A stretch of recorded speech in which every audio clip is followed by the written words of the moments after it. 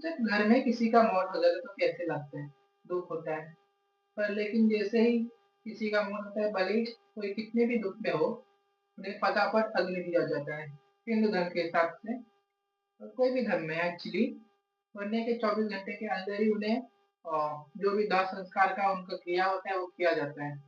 कोई दफनाता है, कोई जलाता है। हम तो हिंदू हैं तो हम जलाते हैं।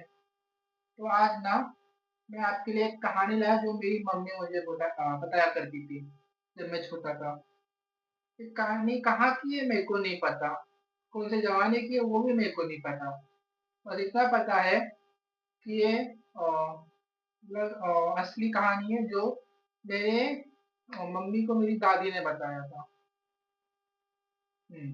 ये उनको किसी ने बताया था कि जो देखा था, लेकिन टाइम कब का है ये तो बिल्कुल पता नहीं मुझे। तो भी guys, it's me your host and your दोस्त करण, और आज वापिस लाया हूँ मैं आपके लिए एक नई कहानी, एक ऐसी कहानी जो बहुत ही इंटरेस्टिंग है।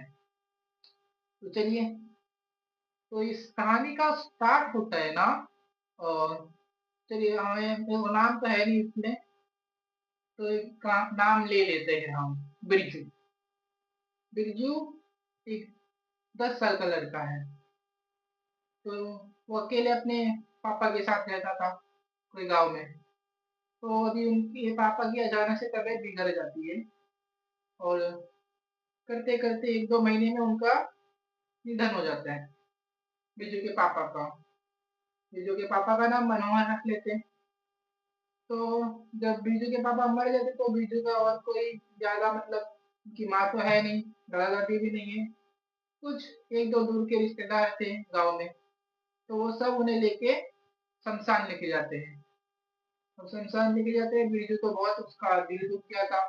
उसके पापा ने उसको हमेशा से पाल-पोस के बड़ा किया है, सब सिखाया, लेकिन अभी उनका देहांत हो गया।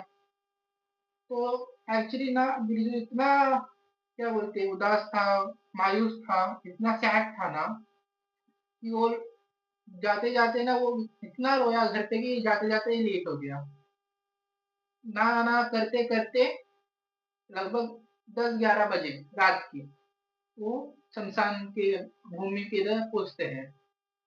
जब 10-11 बजे आता है तो सब लोग बोलते हैं ऑलरेडी कितना लेट हो गया है, फटाफट जला देते हैं। लेकिन जैसे ही उनको वो जो रहता है शमशान जिसपे लकड़ी का जो रहता है जिसपे रख के जलाते हैं, उसपे रखा तो फटाफट बारिश आना चालू हो गया।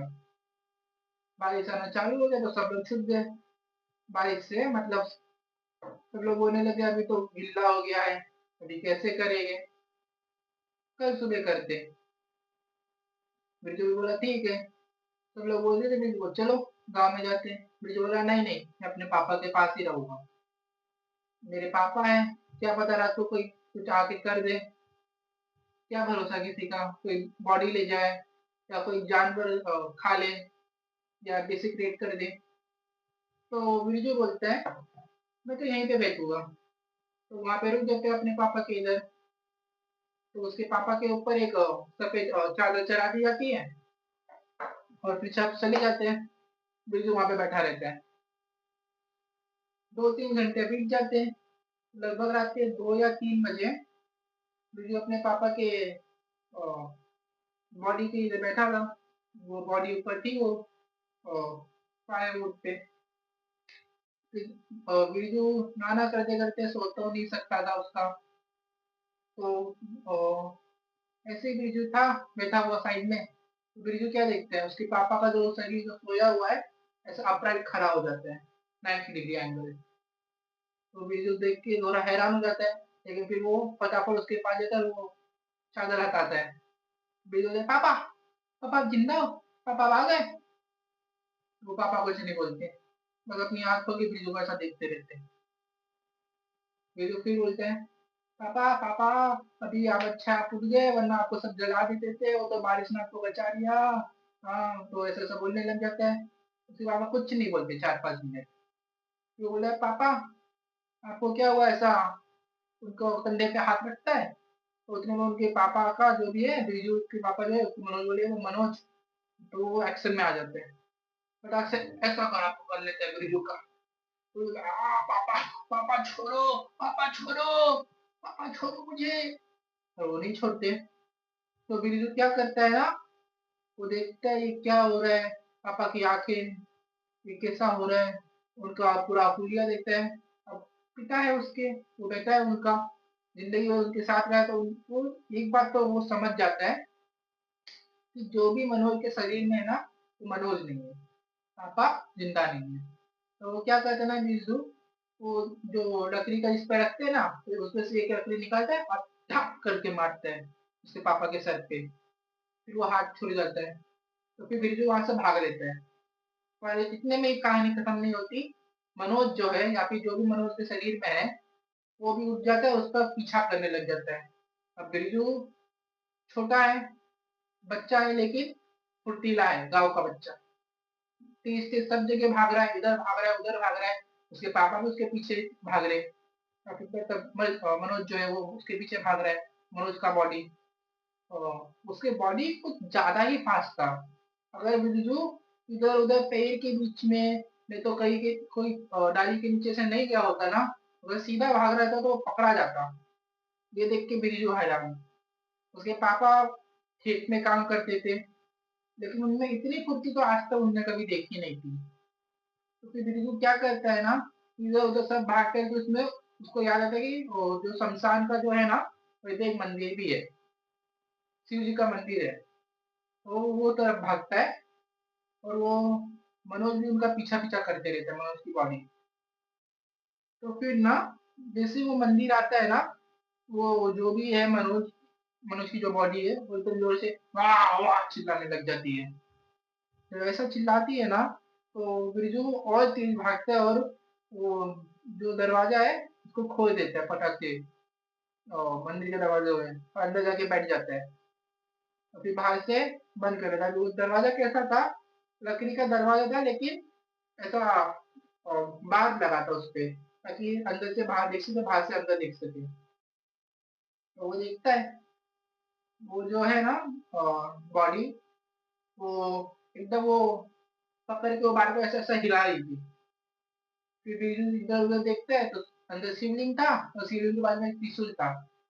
तो वो त्रिशूल लेता है और ऐसा दिखाता है वो बॉडी को। तो बिरजू के जो पापा थे ना, पापा की जो बॉडी थी, वो पीछे भाग जाती है डर के। तो बिरजू वही पकड़ता है और देखता रहता है। वो बॉडी भारी खड़ी रही मंदिर के, 1 घंटा, 2 घंटा, 3 घंटा। फिर जैसे जैसे सूरज की रोशनी आई ना, तभी जाकर के वो बॉडी ना, और जाके वापिस वो उस पे लेट गई। लेट गई तो भी वो बिरजू बाहर नहीं निकला, और टाइम चला गया।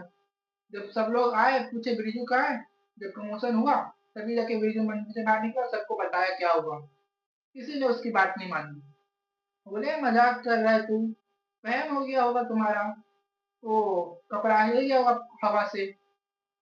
तो बिरजू बोलता है नहीं नहीं नहीं नहीं नहीं, यही हुआ है। तो वो बोलता है कैसे बताओ, कैसे बताओ। फिर बिरजू का जो आंख है ना, वो उसके पापा के पैर पे जाते हैं, उसके पापा की लाश के पैर पे जाता है। वो क्या बोलता है, अच्छा अगर तुम लोग को लग रहा है मैं झूठ बोल रहा हूँ, तो इनके पैर देखो, आपने तो इन्हें यहाँ पे लाने के पहले नहलाया था। मतलब जब मर जाते हैं कोई, तो उनको नहला धोला के नए कपड़े पहना तो सफेद, तो फिर लाते ना, बत्ती हो ही कैसे सकता है। और वो दिखाता है उसके जो पापा का जो लाश है ना, उसके पैर पे मट्टी और घास रहता है। सब लोग देख के चौंक जाते हैं। और फिर यहाँ पे वहां पे वो जहाँ जहाँ गया था ना, वहां पे वो दिखाता है बिरजू, वहां पे उसके पापा के पैर के निशान है, उसके पैर पे मट्टी और घास है। तो ये देखिए, गांव वालों के पास और कोई रास्ता नहीं था इसको सच मानने के अलावा। तो जब ऐसा होता है, तो लोग फटाफट बॉडी को रखते हैं उधर पे, उस पर घासलेट डाल देते हैं। तो अभी तो थोड़ा गिल्ला था, ऐसे तो होगा नहीं, उसको घासलेट और तेल डालते, और फटाक से चीता को आग दे देते। तो फिर बिरजू आग देता चीता को, देखता है उसकी चिता जलने लग जाती है उसके पापा की। फिर वापिस रोने लग जाता है। फिर जब इतना होता है ना, तब उसको कोई उसको बोलता है बिरजू को कि लगता है तुम्हारे पापा के अंदर ना किसी की आत्मा आ गई थी। क्योंकि क्या है ना, वो अमावस की रात थी। तो उसकी तो वो समय पे, और जो टाइम पे वो आया था, रात को 2 या 3 बजे कोई भूतों का टाइम होता है। तो वही टाइम पे कोई आत्मा और जो मृत शरीर था उसके अंदर एंटर करती है और पोजेस कर लेती है। और शायद से वो ब्रिजुक की जान लेना चाहती ताकि एक और मृत शरीर मिले उसको, आत्मा मिल जाए उसको। तो गाइस ये थी हमारी स्टोरी। आपको ये स्टोरी कैसी लगी? वैसे इसका कोई फैक्ट तो मैं दे नहीं सकता ये स्टोरी का, क्योंकि ये तो कहीं सुनी स्टोरी है। मेरी फैमिली में सब लोग को ये बताया गया हमेशा से। तो अगर गाइस अगर आपके पास कोई ऐसी स्टोरी है या रियल स्टोरी है जो आपके साथ या किसी के साथ घटी है, तो अगर मुझे देना चाहते हो तो you can tell me in the comment section, या आपको मेरा ईमेल आईडी है और बायो में, आप उसमें दे देना। चलिए, काइट आउट। Thank you, bye.